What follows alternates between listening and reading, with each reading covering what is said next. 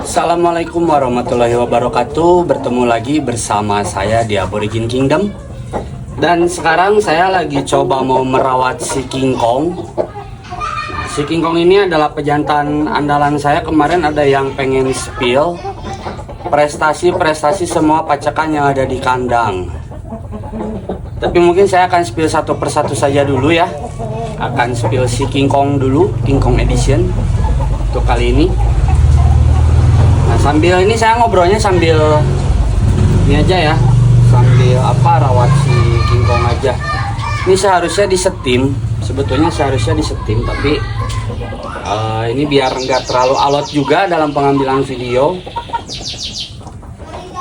saya langsung pakai air dingin aja ya, meskipun cuacanya mendung nih.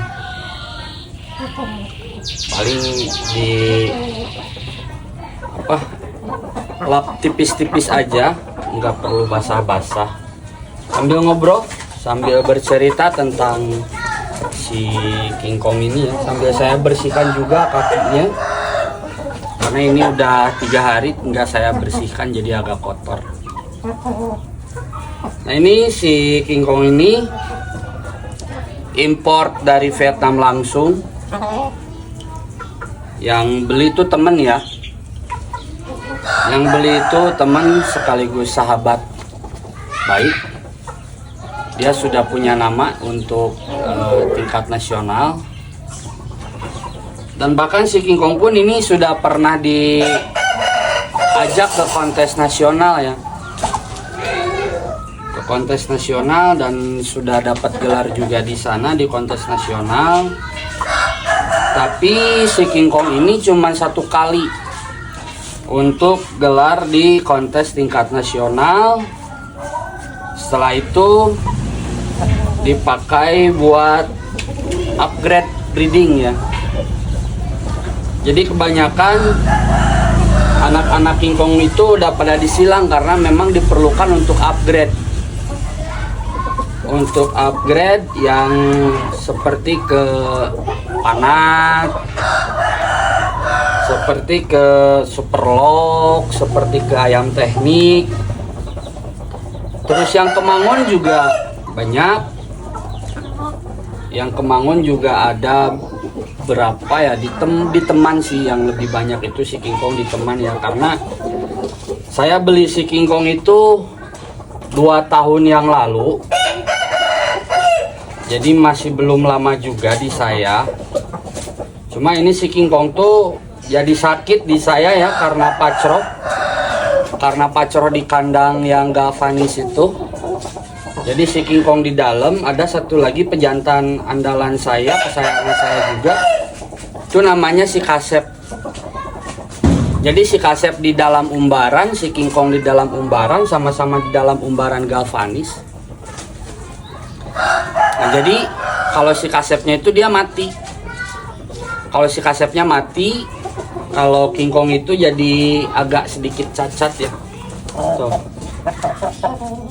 Jadi ini badannya agak gemeter.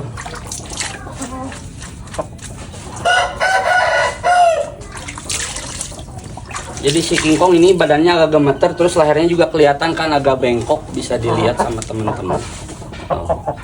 Oh, dia jadi agak miring-miring gini ya.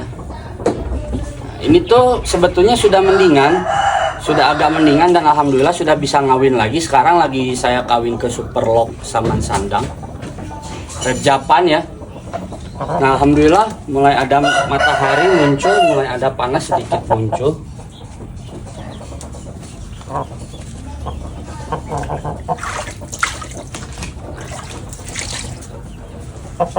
Ini rusaknya gara-gara karena pacroh di kandang di umbaran galvanis itu. Nah, silsilah dan asal usulnya si King Kong ini import, dibeli oleh teman saya itu. King Kong prestasinya sudah 3 kali di Vietnam. Berarti ya tinggal ditambahkan dengan kontes itu tadi ya. Kontes 1 kali di Indonesia, dan di Vietnam itu 3 kali. Jadi dia sudah punya gelar nggak beli muda ya, nggak, maksudnya nggak beli muda kayak usia 7 bulan, nggak beli muda belum dapat gelar, tapi dia sudah punya gelar sebelum diboyong ke Indonesia. Dia sudah punya prestasi di Thailand sana ya. Nah, ini saya kalau lap-lap itu biasa kayak gini sih King Kong. Semua ayam juga ya. Cuma ini tipis-tipis saja, takut nggak ada panas lagi.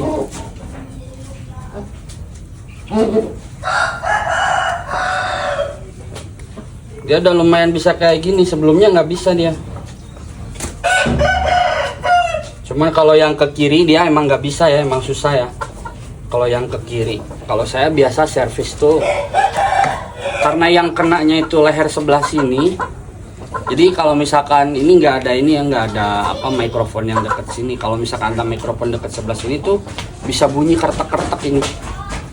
Tuh. Ini bisa bunyi kertek-kertek, cuman alhamdulillah. Nah, sekarang nggak terlalu parah ya.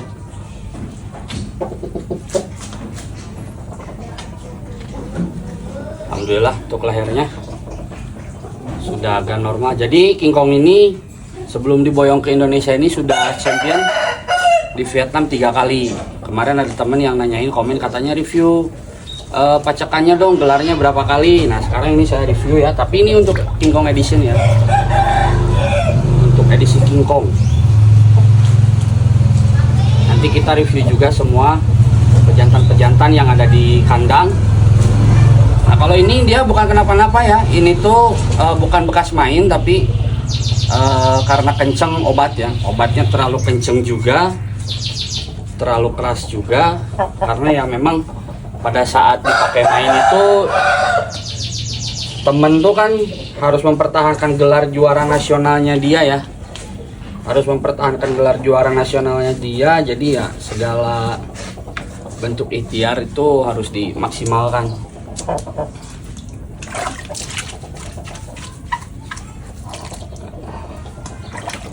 Jadi kalau temen saya itu dia sudah pakai target untuk dapat gelar nasional tuh, sudah benar-benar istilahnya pencapaian kemenangan itu target utama. Tapi kita harus tetap berani kalah juga. Yang penting intinya berani tampil ya, harus siap untuk kalah, harus siap untuk tampil ya. Mungkin kalau menang itu bonus, tapi dengan visi misi awal dan prinsip awal kita harus punya target, yaitu untuk mendapatkan kemenangan gitu.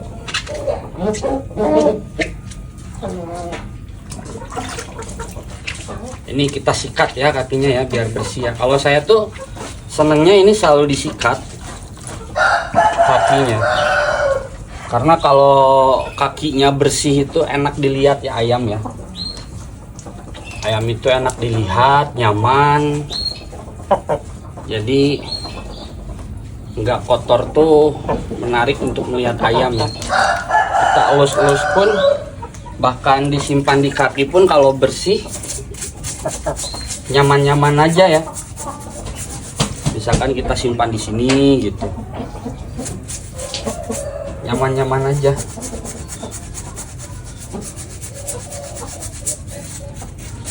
Ini saya pakai one take shot ya, mau salah mau bener nggak apa-apa dah, yang penting saya one take shot aja, karena saya sendiri ini, nggak ada kameramen, nggak ada tim juga. Jadi ya apa-apa di peternakan saya itu sendiri ya. Jadi kalau saya sibuk biasanya saya suka lelang ayam. Kalau mulai ada kerjaan, kalau sibuk biasanya saya langsung suka lelang ayam.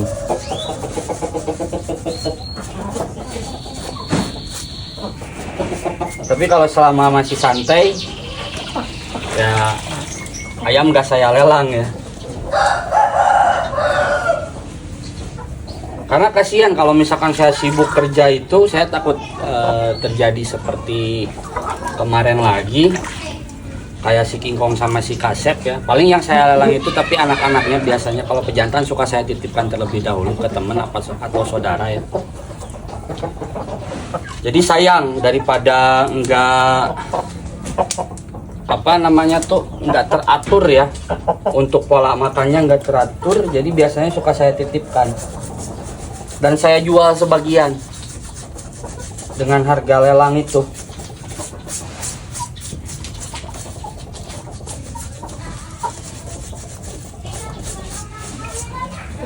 Ini kalau disikat kayak gini enak ya.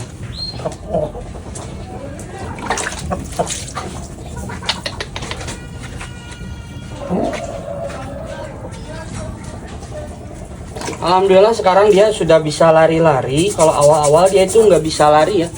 Pas berapa bulan, mungkin dari bulan Mei tahun kemarin 2023, Mei ya 2023 kejadiannya tuh dia nggak bisa lari karena saya telat ngobatin waktu itu 3 hari. Jadi begitu kejadian, karena saya lagi di luar kota, ada kerjaan juga. Nah tiba-tiba pas pulang, pas saya mau kasih makan si King Kong sama si Kasep, tiba-tiba si Kasep udah roboh. Maksudnya roboh itu karena dia mukulin umbaran galvanis yang besi itu kan. Dia masih kokoh tetap berdiri karena dia emang dari dulu nggak bisa mukul. Saya belinya ya beli afkiran udah nggak bisa pakai main, cuman bisa untuk produksi aja gitu. Nah alhamdulillah sama teman ini dikasih harga persahabatan, dikasih setengah harga lah ya, karena dulu dia juga belinya katanya lumayan, nggak bisa saya sebutkan juga di sini, takutnya nanti dibilang sombong lah apalah. Terus takutnya juga nanti ya yang mahal-mahal kalah mah kalah ya, kita kan beda prinsip ya. Yang penting kalau misalkan hobi itu kita harus sama-sama dukung aja. Tapi kalau saya sih intinya pengen memaksimalkan ikhtiar untuk menyediakan ayam-ayam berkualitas untuk teman-teman sehobi.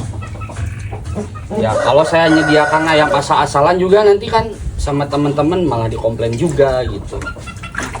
Dan kalau saya terus terang sama teman-teman, itu saya tuh sudah nggak main dari tahun 2017.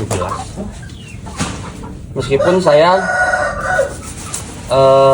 nggak pernah main ke gelanggang-gelanggang besar, ke gelanggang-gelanggang undangan gitu ya. Saya hanya pemain pinggiran. Tapi dengan pola pikir saya tuh, saya harus menyediakan ayam-ayam berkualitas untuk para pemain-pemain yang ada di pinggiran juga gitu. Bukan berarti ayam yang di pinggiran itu tidak berkualitas ya, bukan ya, ini note ya. Bukan berarti ayam yang ada di pinggiran itu tidak berkualitas. Tetapi saya hanya mengusahakan di peternakan saya ini tuh ada ayam-ayam berkualitas yang mungkin nantinya sama teman-teman yang pemain-pemain pinggiran itu potensinya bisa lebih luas, potensinya bisa lebih besar. Ya memang kalau menurut kebanyakan orang itu di dunia ayam itu penuh misteri ya, mau ayam mahal, mau ayam murah, apalagi ayam taji penuh misteri ya lah. Kalau misalkan nggak penuh misteri, kita di mana prosesnya, kita di mana belajarnya, kita di mana ikhlasnya gitu, kita di mana mendapatkan suatu kebanggaannya atau mendapatkan renungannya atau mendapatkan ilmunya gitu. Kalau nggak misteri ya ngapain saya jual ayam juga gitu, udah pakai main aja. Yang jelas kalau saya tuh bukan nggak percaya ya, bukan nggak percaya tentang hoki, tuh beda prinsip. Karena kalau ayam hoki itu pada saat tarung mereka baru hadap-hadapan aja nggak dipukul sudah menang, itu hoki. Tapi karena ini ayam kan saling pukul memukul dulu terlebih dahulu, baik itu 5 menit pertama atau 1 menit pertama atau 1 ronde, 4 ronde, 3 ronde, berapapun itu pertandingannya. Bukan yang kalah itu jelek, bukan, tetapi yang saya pelajari itu ketika ayam kalah dari ronde-ronde sebelumnya itu sudah menerima pukulan yang sangat-sangat sakit ya. Itu kalau ayamnya yang sama-sama baru, maksud saya itu bukan ayam yang pernah kalah dulunya ya. Kalau yang pernah kalah dulunya kalau yang pernah kalah sebelumnya terus dijual lagi, yaitu karena faktor kekalahan yang dari dulu ya, yang sebelumnya. Nah, kalau ayam yang sama-sama segar, itu yang saya pelajari kalau si ayam itu sudah mendapatkan pukulan yang sakit, sudah menerima pukulan yang sakit. Kadang kan suka ada nih ayam di arena tuh kan, musuhnya udah montong, tiba-tiba yang lagi seger, yang masih seger itu, yang mukulin lah gitu ya istilahnya ya, yang mukulin itu yang masih seger tiba-tiba lari. Itu bukan mental ayamnya jelek, bukan ayam bekas ya biasanya. Kalau ayam baru ya, kalau ayam baru tuh karena itu sebelumnya dia tuh pernah menerima pukulan yang sakit dari si lawannya itu di pertandingan itu ya, bukan di pertandingan sebelumnya. Karena kalau para botoh itu yang di tempat bos-bos itu, mereka kerjanya kan dibayar, nggak mungkin mereka ngerawat ayam nggak bener gitu. Nggak mungkin lah mereka ngerawat ayam nggak bener, terus ngerawat ayam asal-asalan gitu kan. Karena ilmunya juga kalau para botoh-botoh yang ada di tempat bos itu, mereka sudah sangat benar-benar paham akan kondisi ayam, akan kualitas ayam, akan maunya ayam seperti apa, akan cari gandengan ayam itu seperti apa gitu. Tetapi yang jelas untuk ayam menang itu bukan karena faktor ayamnya bagus aja, tapi kita harus pertimbangkan perawatnya juga. Kita harus pertimbangkan botohnya juga ya, yang ngerawat ayam, yang cari gandeng ayam gitu kan. Itu kita harus perhatikan juga. Jadi skill ayam itu ditunjang oleh perawatnya juga, harus ditunjang. Itu apa ya namanya tuh, saling mengisi lah. Botoh dengan ayam itu saling mengisi. Kualitas ayam bagus, skill botohnya di atas rata-rata atau udah senior atau bagus ya, biasanya karena pengalaman ya. Kalau misalkan kita punya ayam bagus, istilahnya botohnya jorok atau perawatnya jorok, biasanya hasilnya juga suka jorok ya. Kalau misalkan kita asal-asalan, biasanya hasilnya juga suka asal-asalan. Tapi kalau misalkan kita serius, hasilnya juga suka serius ya. Nah ini si King Kong, 3 kali Vietnam, 1 kali kontes Indonesia di Makassar. Oh ya, mungkin cukup segitu saja untuk review si King Kong hari ini. Salam sehat selalu, berkah, sukses, dan semakin lancar rezeki teman-teman semua. Sampai bertemu di next video, kita review pejantan yang lainnya nanti. Oke, assalamualaikum warahmatullahi wabarakatuh.